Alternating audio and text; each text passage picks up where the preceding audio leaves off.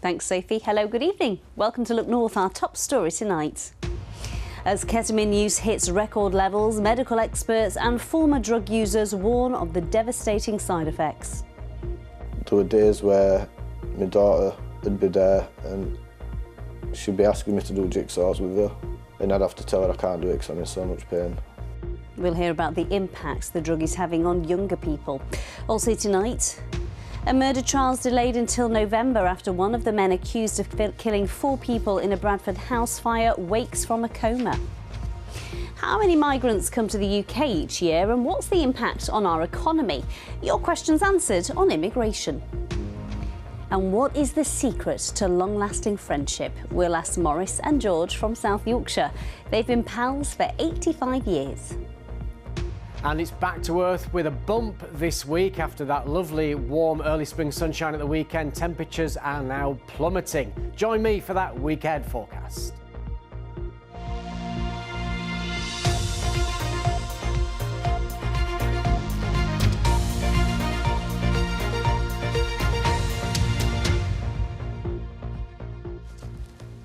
Hello there, hope you had a lovely weekend.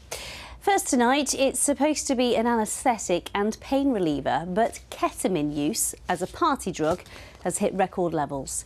Tonight, health professionals in Yorkshire are warning about the impact the drug is having on younger people. Now, it's estimated that a decade ago, 9,000 adults in Yorkshire and the Humber used ketamine within a year. But the latest figures suggest that number rose to 19,000 last year. That's double in a decade. The charity Forward Leeds says in 2024, half of the problem users it supported were under the age of 25. Our reporter Kit Taylor has been speaking to one former user in Scarborough who says his addiction nearly killed him. It feels like someone's setting fire to your insides. It felt like grit inside me. Just absolutely excruciating. Ian started using ketamine recreationally, but before he knew it, his addiction had taken over his life. In the space of like a year maybe, I'd just lost my family. I had to live in back of my van for 3 months, then lost my driving licence, lost all my work. It was just progressive decline. There were days where my daughter would be there and she'd be asking me to do jigsaws with her, and I'd have to tell her I can't do it because I'm in so much pain. She'd be saying to me, like, when are you going to go get better, Dad? I wasn't able to even play with my daughter, do you know what I mean? Healthcare workers say many people don't know how physically destructive ketamine is, with the impact often being felt in as little as 2 weeks of using. It can be quite extreme, the damage, so if it's very prolonged it can be irreversible, and as well as having a very shrunken, painful bladder that doesn't work properly, you can block the pipes that drain the urine from the kidneys to the bladder. So you might need major reconstructive surgery to remove your bladder, have a stoma and replace parts of the kidney pipes. And we have unfortunately had a couple of patients who have died from kidney and liver failure from ongoing ketamine use. The number of young people accessing support for ketamine use in Leeds has been on a steady increase in recent years. Definitely seeing an increase in the numbers of people that are coming into service for support around their ketamine use. But I'd say the more interesting thing is that the age that they're coming in for support is decreasing. With a lot of substances, it will be sort of around 40s that people will come in for support when they see those negative impacts. With ketamine, it's much younger, which is sort of implying that those damages are coming on faster. It's very, very painful, but that pain is stopped by using ketamine. So you're in this vicious cycle of having to use ketamine to deal with the pain that the ketamine's causing. If it's caught in time, the damage can be reversible. Ian is now 6 months into his recovery and already seeing a huge improvement. He hopes that sharing his story today will serve as a warning to others. Just watching my vessel deteriorate to the point of literally on the brink of death, do you know what I mean? I was literally ill, sick. To then watch it start getting better, that's just a mental experience in itself. Nothing good come through using any drug, for that matter, anything. Nothing ever good come from it. My life is so much easier and better if I just stay off of drugs. Well, that's Ian's story. I'm joined by Lewis Edwards from the alcohol and drug support group Forward Leeds that you saw in that report. Lewis, just talk us through what ketamine actually is. Ketamine's a powdered drug. It's a white powder. It's a dissociative anaesthetic. So when people use it, it kind of has a very low doses. It can be similar to alcohol, being quite drunk. But then as the dose kind of increases, it becomes closer and closer to anaesthetic. You can start to hallucinate, and eventually you'll sort of be in a kind of comatose state called a K-hole. Many people might associate it with partying, but is that generally how it's used? I'd say at the moment probably the majority of use is what people would call like recreational use in like nighttime economy and parties and sort of events and things like that, festivals. But that's usually like the introduction to it, and then people would sort of start to develop the dependency on it as they sort of feel the effects that's useful for them, kind of thing. And how often are you talking would they be using it? It depends on the level of dependency, but really it will start to increase and increase as the tolerance goes up as well. So, I mean, by the time that people are really sort of feeling the ill effects of it, they can be using it multiple times a day. You said in that report that you're seeing people coming to you much younger as a sign of ketamine overuse. What signs should parents look out for if they're concerned about their child that might be taking ketamine? I mean, we always say that one of the best things to look out for with any substance is just kind of a change in sort of personality or a change in kind of the way that you're sort of interacting with them, kind of thing. Most of the time people are using substances to sort of support them through a mental health issue or something like that. So looking for that kind of signs that there's a change in their emotions or their well-being kind of thing is probably a good clue. Sort of visually though, maybe things like white circles around the nose, it kind of has ketamine sniffed, so if you sort of see something like this, it's quite likely that they've been sniffing a drug. But potentially as well could be any powdered substance as well. The good news is support is available, isn't it? Absolutely, support's available. We have like a 18 to 24 peer support group that seems to be really effective, but we also can provide like one-to-one support as well. Or just those like first contacts, information and advice to like reduce the risks and stuff like that as well. So, yeah. Lewis, thank you so much for coming in. Brilliant, thank you. Let's have a look at some news in brief now. A trial of 3 men accused of murdering a mother and her 3 children in a house fire in Bradford will now take place in November. One of the men was in a coma in hospital but has since recovered and been judged fit to face court proceedings. Abba has more. 29-year-old Bryony Gowith and her 3 children, 9-year-old Dennisty, 5-year-old Oscar and 22-month-old Aubrey, all died in the fire in August of last year. Speaking at the time, the children's father said he was absolutely distraught and described Bryony as a beautiful woman and a loving mother. Her family spoke of their unimaginable sadness at the tragic loss. Today, Shiraz Ali, who was seriously injured in the same fire, appeared in court via a video link from his hospital bed. The judge has now deferred the trial of 2 other defendants, Callum Sunderland and Mohammed Shabir, which was due to start last week, so that all 3 men can stand trial together in November. All the men face 4 counts of murder and 1 of attempted murder. Abby Jayola, BBC Look North, Bradford. Next tonight, an oil tanker and cargo ship have collided in the North Sea off the coast of East Yorkshire. Lifeboats and a UK Coast Guard helicopter were sent to help rescue 37 crew members after the 2 boats were reported to be on fire. 1 person is in hospital. The tanker was carrying jet fuel and there are now concerns about the impacts the crash might have on the environment, with a warning from the Yorkshire Wildlife Trust. Paul is with us. Paul, we heard about that concern over pollution. What more can you tell us? Well, as is always the case in these sorts of situations, the weather is critical. Now, at the moment, we have got a north to northeasterly wind in the North Sea, and that will push the waves southwards. So right in the firing line would be the Lincolnshire and Norfolk coastline. And what's also critical is what was in this tanker. Reports at the moment are that it's aviation fuel, which the good news from that point of view is that would just burn really rapidly.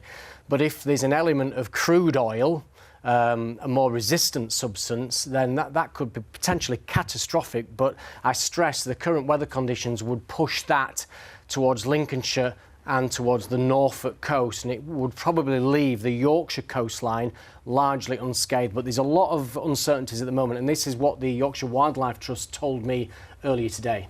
And the Humber estuary just teems with wildlife. So the mudflats there are full of little invertebrates and things. So the kind of seashells you find washed up on the beach, that kind of thing. And this attracts about 150,000 wading birds and wildfowl during the winter time. So things like curlews and avocets and oyster catchers, and they all come down here to spend the winter, but also passing through a migration to feed on these very rich areas. So we're just very concerned about any impact of a spillage from this accident. That's Jonathan Ledley there. Elsewhere today, a school teacher has been sacked after a video of him slapping a boy across the face at a local mosque was posted online. The video was posted anonymously by someone who claimed the man was a teacher at Upper Batley High School. The school says it's been made aware of the footage and ended the teacher's employment as a result. Police say a man has been identified from the video but an investigation was ongoing. Now, last week at BBC Yorkshire, we focused on the subject of immigration, hearing a range of opinions on what is often a contentious issue. We asked you to send in your questions and the response was huge. So tonight we're going to try and get some answers for you. First up, healthcare. David says the country is struggling with immigration. How can we take more when the NHS is about to crash? So do migrants get free care on the NHS? Our health correspondent Jamie Coulson has been looking at this one. Access to free NHS care for migrants depends on their status. Ordinary residents, like those with indefinite leave to remain, do qualify for NHS services, while those applying for temporary visas typically pay the immigration health surcharge, which is just over £1,000 a year. Qualifying refugees and asylum seekers do have access to NHS services, while some care, like A&E, is free to all, regardless of immigration status. There is a long list of rules and regulations, with many exceptions to those rules. Next, we're going to look at how Britain compares to other countries. Last week, this was one of the viewpoints that we heard. There's a lot more than just England. There's a lot more other countries. Why can't they go there and share them between all countries? Because they're not doing that. Stephen in Bradford got in touch after seeing this, asking us to show the number of asylum seekers in various European countries. So here we go. As you can see, last year, Germany received the most applicants, more than a quarter of the total. France was second, followed by Italy, then it's Spain, and fifth place is the UK. And as this graph shows you, Italy, Greece and Spain all had to deal with more small boat crossings last year. But the number of people claiming asylum in the UK in 2024 was the highest since records began in 1979. Up next, learning the language. Robert and Mike both asked about the requirements for people who come here to work to speak English. So we put this question to Kostas Marinitis. He's an immigration expert at Leeds Trinity University. If you want to acquire a visa to come here and work, you need to be able to speak English. Depending on the visa and depending on the route that you're going to acquire this visa, this test might be needed. And when it comes to high-skill visas, usually this test is not needed because there's always the assumption that the applicant speaks the language. When it comes to lower-skill jobs, when it comes to things such as agriculture or farming, where there's no evidence that the applicant can speak English, a language test might be needed. Another focus of your questions was the cost to British taxpayers. We asked our reporter David Rhodes to look at this one for us. An estimate produced last year found that to support the 8,000 asylum seekers currently living in Yorkshire, it cost the taxpayer around £300 million a year. But there were 40,000 legal economic migrants who came into Yorkshire last year, and they grew our economy, it's estimated, by about £800 million. But more people arriving into the region is putting pressure on the housing market. For example, last year in Yorkshire, we built less than 20,000 new homes, but 40,000 economic migrants arrived into the region. That is why rents in the private sector in particular have been rising rapidly in recent years. Thanks so much to all of you for getting in touch on this subject. If you want to find out more, there is loads of information and answers to lots of questions on the BBC website. Just go to bbc.co.uk and search for immigration. Right, next tonight, a South Yorkshire firefighter is sleeping outside in a makeshift tent for the whole of March to raise funds for a homeless veterans charity. Gary Devonport originally planned to spend just one night under the stars, but now he's turned his challenge into something more to raise money for the Royal British Legion charities. Michelle Lyons reports. That's it. After a long day at work, most people look forward to a good night's sleep in a comfy bed. But not Gary Devonport. This South Yorkshire firefighter has set himself a challenge. Instead of snuggling up to his wife at night, he's sleeping in the garden. And it's all in aid of a good cause.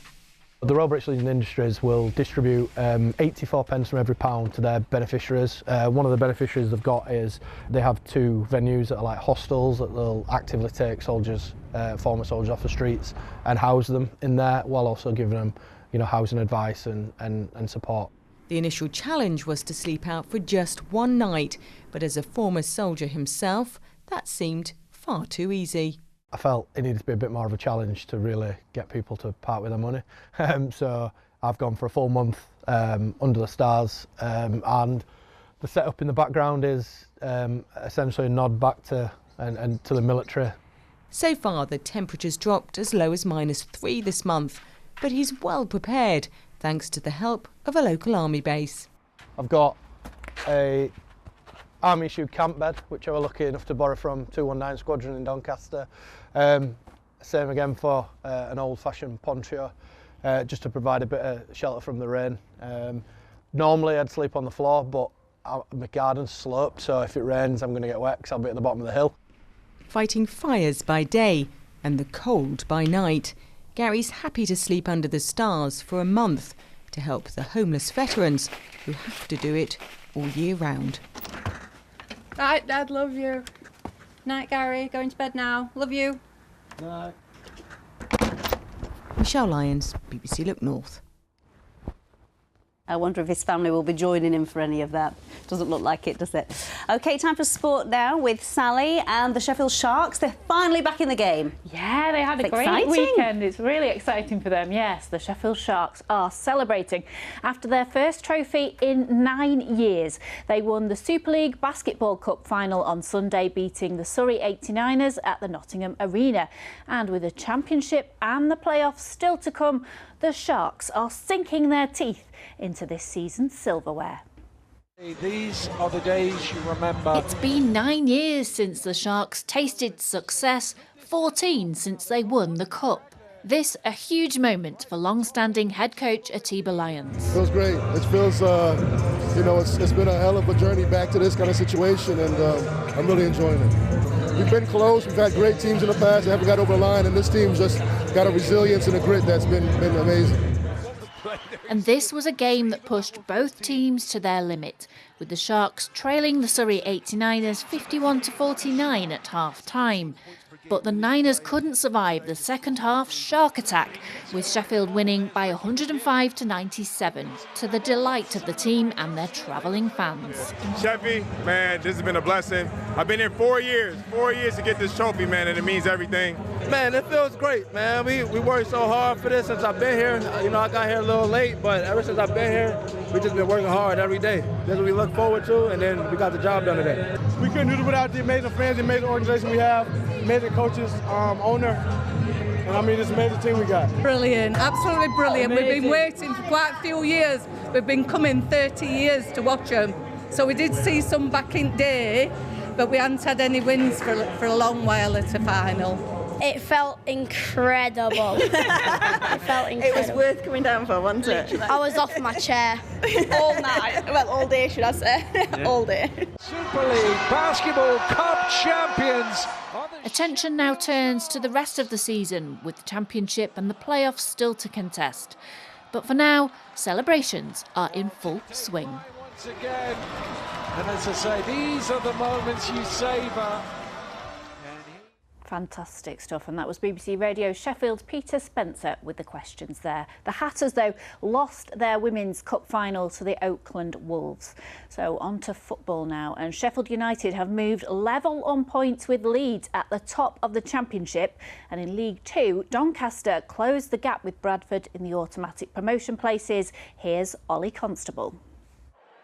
Sheffield United go level on points at the top of the Championship after beating Preston at Bramall Lane. It was Tyrese Campbell's second goal in as many games, giving the Blades their 6th win in 7 matches. It comes as Leeds United's 17-game unbeaten run came to an end when they lost to Portsmouth, putting Chris Wilder's side joint top. Boys give me everything. They're giving the club everything. In a fabulous position, clean sheet at home. Yeah, we'd have loved to have made it a little bit more comfortable. Sheffield Wednesday were comfortable winners against strugglers Plymouth as they won 3-0 in a game boss Danny Rolls said they dominated. In League One, Barnsley, Huddersfield and Rotherham all lost. And in League Two, defeat for Bradford meant Doncaster Rovers closed the gap at the top after they held out for a draw with Swindon. Rob Street with a goal within the first minute, followed by Joe Sabara 20 minutes later. Chesterfield fought back against Newport County to end their recent run of defeats, and Harrogate Town's last-minute winner against rock-bottom Carlisle keeps them just above the drop zone. And lots of sport this weekend. That for now is it. Sally, thank you very much. Now, what is the secret to long-lasting friendship? Well, I'm hoping Maurice Cooper and George Whittingham can tell us, because they have been best friends for over 85 years. They're both from South Yorkshire and they're in their 90s, but they still see each other lots.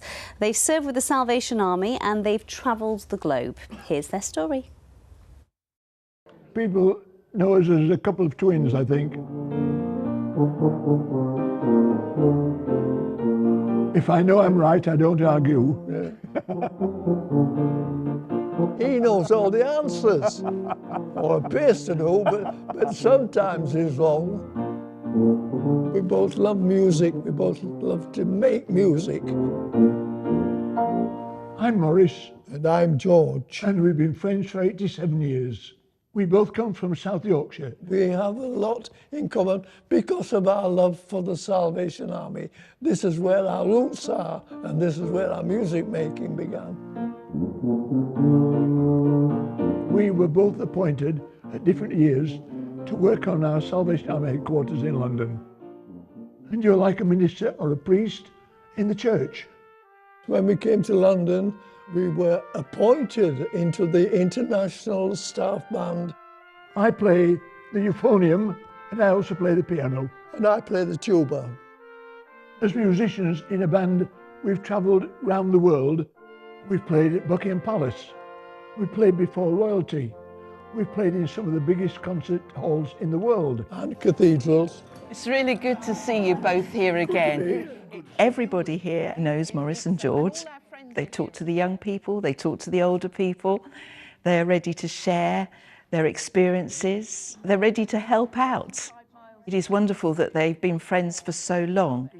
We could go a week and only see each other at church on a Sunday morning. But we make sure that we have the same seats and we sit together. The main thing is that we're there for each other. We treat each other like brothers. We treat each other as if we're part of the family. That's the main benefit. I know he's there for me, and he knows I'm there for him. That's true. Aren't they wonderful? Forever friends. And talking of friendship, how is this for close buddies? 2 long-distance runners took part in the 32-mile Haworth Hobble Ultra Fell race over the weekend, dressed as a pantomime horse. Jonathan Binney and Lee Bilborough completed the off-road route in just under 10.5 hours. They did it to raise money for the Sue Ryder Manalands Hospice in Oxenhope. What an achievement, and what friendship that is, being the rear end of a horse for 10.5 hours. Would you do that for me, Paul? It depends who's at the rear end, doesn't it? You, I'm not going at the back. Are you kidding me? Hey, what conditions there? It's tough enough as it is. 18 degrees, what a weekend it's been. It's been gorgeous, hasn't it? You were spotted it? Kayaking. I was on the River Ouse. I wasn't very good on it, actually. I think there was more water on me than in the river. And you're still alive. You didn't take a mouthful of it then. I did get splashed in the mouth a few times, though. Right, well, it's coming Hoping anyway. I This was Flamborough on Saturday. Almost a summer view, wasn't it, with 16 degrees there on Saturday afternoon. And this was taken from Ilkley Moor, with lovely cirrus cloud there. It was a beautiful view. I saw that myself. So keep the pictures coming in. Unfortunately, if you want spring warmth, you've had it, because it's going to be cold this week with temperatures 10 degrees down from what we had on Saturday. The addresses are on your screen right now. So tomorrow, a day of variable amounts of cloud. There'll be some sunny intervals, also a risk of a few scattered showers. Let me show you what's happening, because unfortunately we are looking to the north all week. 1 or 2 weak fronts bringing a shower risk. Some of the showers might be wintry over the tops of the hills, and there'll be frost at night. So a dramatic change compared with what we had this weekend. And you can spot the direction. These are shower clouds that may well come across us tomorrow, especially towards the coast. There'll be just of rain showers, with western areas seeing the best of any dry weather. Now, we've got a weather front coming through us at the moment. It's cloudy out there, a bit of drizzle in places, 1 or 2 showers later in eastern areas, and a touch of frost. Lowest temperatures across the Yorkshire Dales down to 0 Celsius. That's 32 Fahrenheit. Tomorrow's high water times then: Scarborough 2:28, Bridlington at 2:57.